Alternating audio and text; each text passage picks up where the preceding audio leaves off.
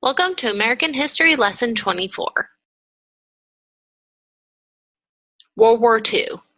Our lesson objectives are: identify the actions that led to the start of World War II, identify the actions of world leaders that failed to prevent war, identify Adolf Hitler's social and political actions and its impact on Germany, identify why the United States avoided the war in Europe. The birth of World War II. The Treaty of Versailles, created to end World War I, created problems that led to new dangers. The German people resented losing territory and began being blamed for starting the war. New democratic governments in many nations were weak and suffered during the worldwide depression. Soon dictators seized power in many countries, often with the support of the masses. In the Soviet Union, Joseph Stalin was focused on creating a communist state, in which the state takes ownership of farms and factories away from individuals. He made the nation a huge police state in which anyone who criticized him or his policies was arrested and removed. In Italy, Benito Mussolini came to power as head of a movement called fascism. It joined nationalism with a strong central government, though it avoided communism's direct rule of farms and factories. Mussolini crushed all his foes. In Germany, Adolf Hitler hoped to join all German-speaking people into a new German empire. Hitler believed that Germans, especially blonde, blue-eyed Aryans, were a master race, fated to achieve power over all inferior races. Hitler believed that Germany had to expand its territory to grow. His political movement was called Nazism, which combined extreme nationalism with racism and expansionism. Once appointed chancellor, Hitler seized all power. In Japan, military leaders believed that more land and resources were needed. In 1931, they launched an attack on a province in China. With this success, the militarists gained control of Japan's government. The League of Nations, created after World War I to keep the peace, failed to stop Japan. This failure gave strength to Hitler and Mussolini's desire for power. Hitler rebuilt the German armed forces, breaking the Versailles Treaty. Mussolini conquered Ethiopia and Africa. Hitler moves to take over Europe. World nations responded weakly to these threats to peace. Most Americans wanted the U.S. to avoid foreign conflicts. In the Neutrality Acts, Congress outlawed arms sales or loans to nations at war. In 1935, a civil war broke out in Spain between an elected government and a group of fascists. The U.S. government remained neutral. By 1937, Roosevelt was less willing to remain neutral to the dictator's growing power. When Japan invaded China that year, he continued to send aid to China. In Europe, Hitler continued plans to increase German power. In 1937, Germany annexed Austria. The next year, Hitler claimed that Germans living in an area of Czechoslovakia were being mistreated. Great Britain and France appeased Hitler by letting him take over this area. Hitler promised it would be his last land seizure. The next year, Hitler claimed persecution of Germans in Poland. Many people thought he would never attack Poland for fear of the Soviet Union located on Poland's eastern border. Then Germany and the Soviet Union signed an agreement not to attack each other. On September 1st, 1939, Hitler launched World War II by attacking Poland. The Germans combined tanks and planes in an attack called Blitzkrieg, or Lightning War. Despite the people of Poland's resistance, the Germans overran Poland quickly. Great Britain and France declared war on Germany. For the first few months, both sides prepared for war. Meanwhile, Stalin seized some states on his border, including Finland. In the spring of 1940, Hitler attacked and captured Denmark, Norway, the Netherlands, Belgium, and Luxembourg. His forces captured France easily. Only Great Britain was left standing, as its location off the coast of Europe prevented Germany from launching a blitzkrieg. However, Hitler's air forces bombed Britain frequently. The Royal Air Force destroyed many German planes and won the Battle of Britain, effectively ending any immediate serious invasion of Great Britain. Hitler's vision of Germany. Part of Hitler's plan for Germany was to make the country racially pure.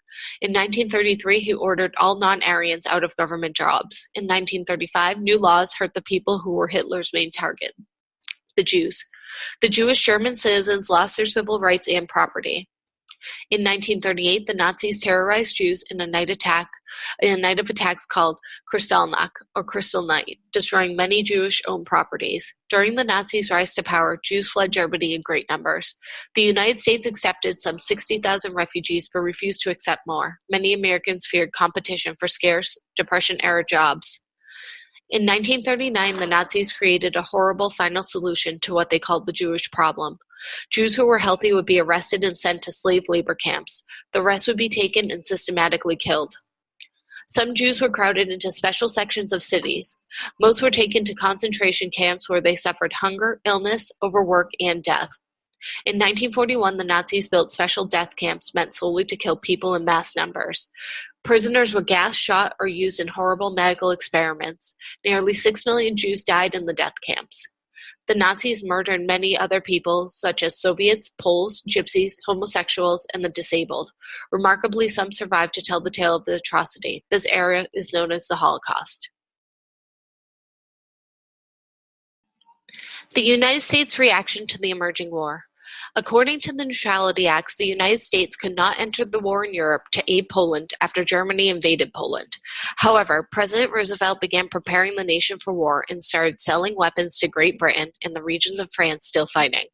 When Japan signed an agreement with Germany and Italy, many Americans were alarmed. Roosevelt increased the aid to Great Britain. At the same time, Congress passed a military draft and began training men for the armed forces. In 1940, Roosevelt broke tradition and ran for a third term as president and won, as people saw him as a steady, dependable leader in troubling times. Roosevelt spoke to Americans of the threat that Hitler posed, warning them that Americans could not ignore the fighting in Europe. He proposed increasing American armaments to loan to Great Britain. He stopped short of entering the war. Some aid went to the Soviet Union as Hitler broke his agreement with Stalin in 1941 and attacked his former ally. The Germans used submarines to attack the American ships carrying weapons and supplies to its enemies. In August 1941, Roosevelt met with British Prime Minister Winston Churchill. They issued the Atlantic Charter, a statement of goals for which the war was being fought. The United States had not yet entered that war. German submarines attacked American ships, but Roosevelt felt he lacked support to declare war. In the Pacific, conflict grew between Japan and the United States. When Japan seized Indochina, the United States protested. Peace talks between the two countries began in late 1941. On December 7, 1941, however, the Japanese attacked the main U.S. naval base at Pearl Harbor, Hawaii. The attack left many Navy ships destroyed and others crippled. The next day, President Roosevelt asked Congress for a declaration of war, which was quickly approved. The United States was now about to enter the largest war waged in recorded history. Fun fact: Admiral Isoroku Yamato of the Japanese Navy said this after the attack on Pearl Harbor: "I fear all we have done is to awaken a sleeping giant and fill him with a terrible resolve."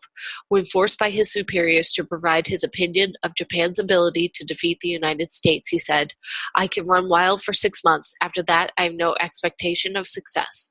The United States would deal the Japanese Navy a crippling blow at the Battle of Midway 6 months after Admiral Yamamoto's prediction. What next? Take the time to go back and review the lesson on your own. After your review, complete the lesson review for the lesson and submit for grading. Remember, your submission should follow all the rules for standard written English. All submissions must be written in your own words and sources used cited at the end. How to cite sources in APA format. When you reference a source within an APA-style paper, whether it is using a direct quote, repurposing an image, or simply referring to an idea or theory, you should insert an in-text citation, the author's surname, and the date of publication within parentheses, straight after a direct quote. CitationMachine.net will assist you in creating citations.